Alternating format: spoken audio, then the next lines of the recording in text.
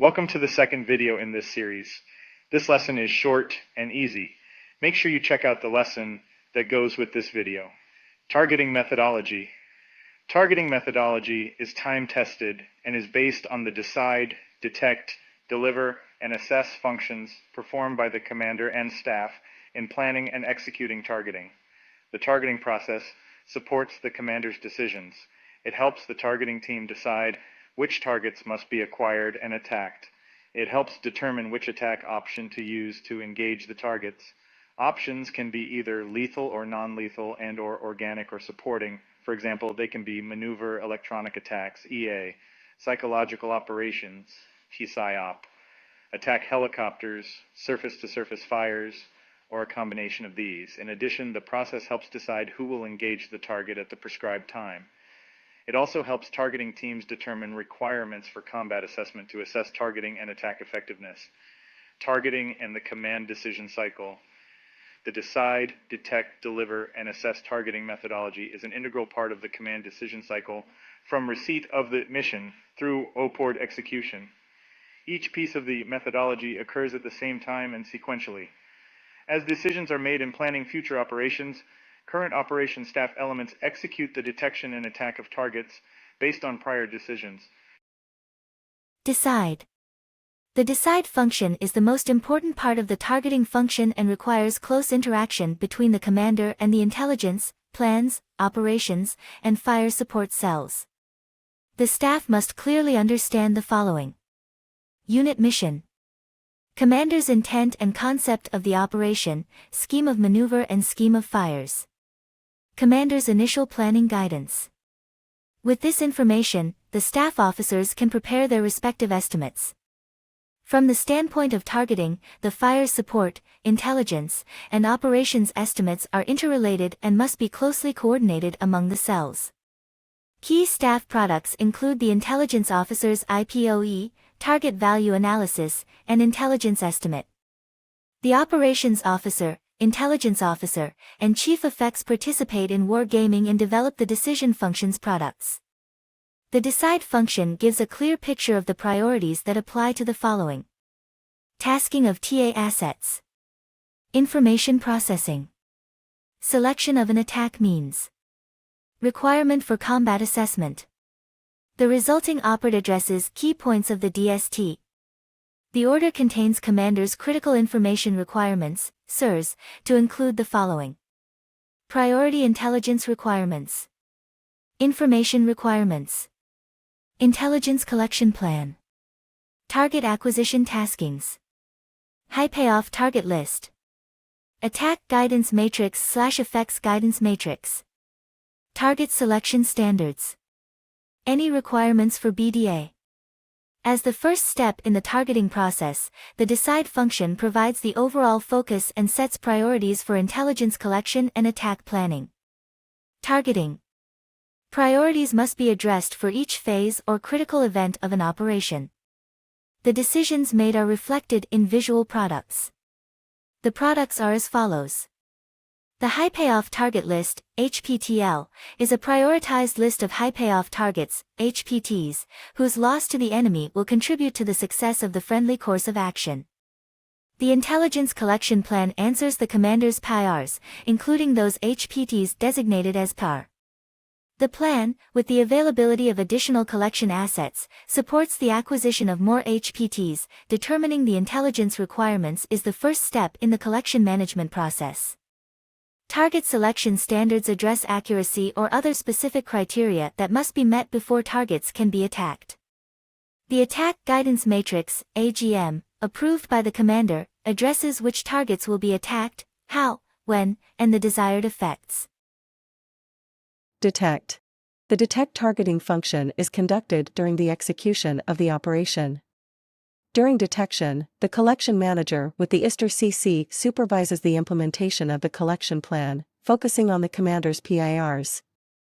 Target acquisition assets gather information and report their findings back to their controlling headquarters, passing pertinent information to the tasking agency.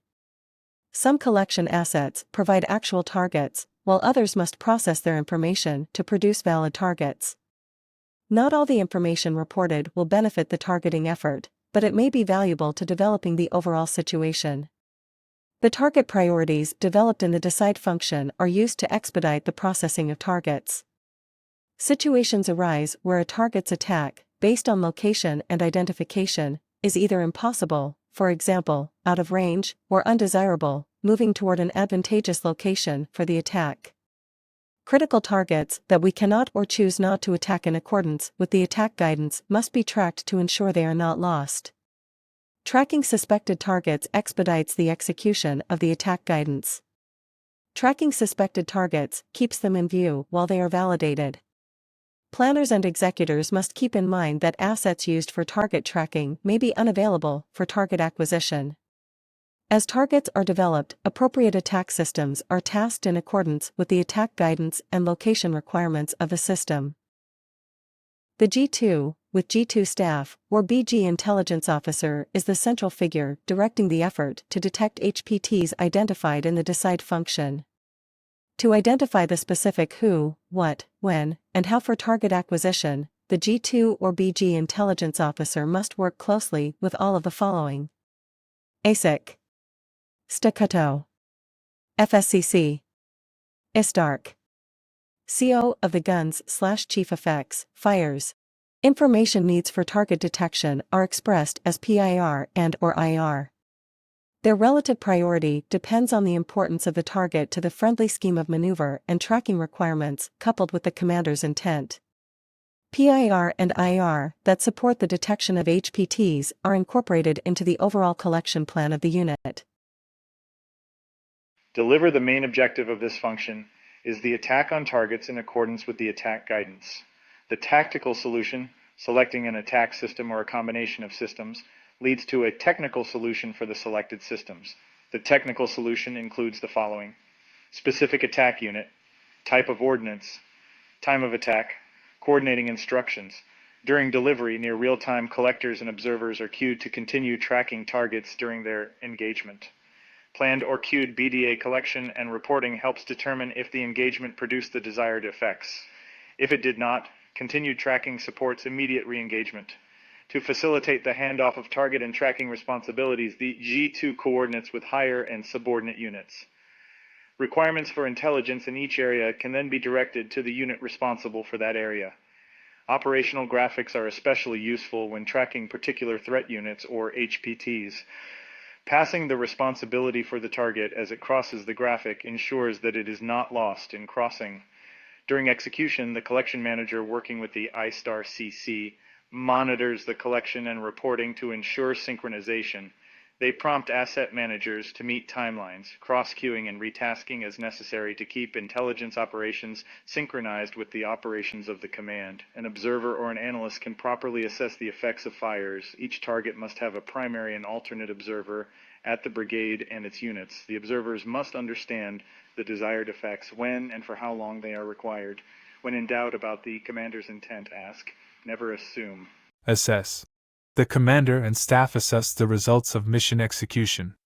If combat assessment reveals that the commander's guidance has not been met, the detect and deliver functions of the targeting process must continue to focus on the targets involved. This feedback may result in changes to the original decisions made during the decide function. These changes must be provided to subordinate units as appropriate because they impact on continued execution of the plan. Combat assessment determines the effectiveness of force employment during military operations. Combat assessment is composed of 3 elements: BDA, Battle Damage Assessment, Munitions Effects Assessment, Reattack Recommendation. At the tactical level, commanders use BDA to get a series of timely and accurate snapshots of their effect on the enemy. It gives commanders an estimate of the enemy's combat effectiveness, capabilities, and intentions. This helps commanders determine when or if their targeting effort is accomplishing their objectives. Each BDA has 3 components. They are: Physical Damage Assessment, Functional Damage Assessment, Target System Assessment. The targeting process is continuous and crucial to the synchronization of combat power. The identification and subsequent development of targets, the attack of the targets, and the combat assessment of the attacks give the commander vital feedback on the battle. Thanks for listening to part 2 of this series of videos. I suggest you go to the supporting lesson for this video and then try the exercise.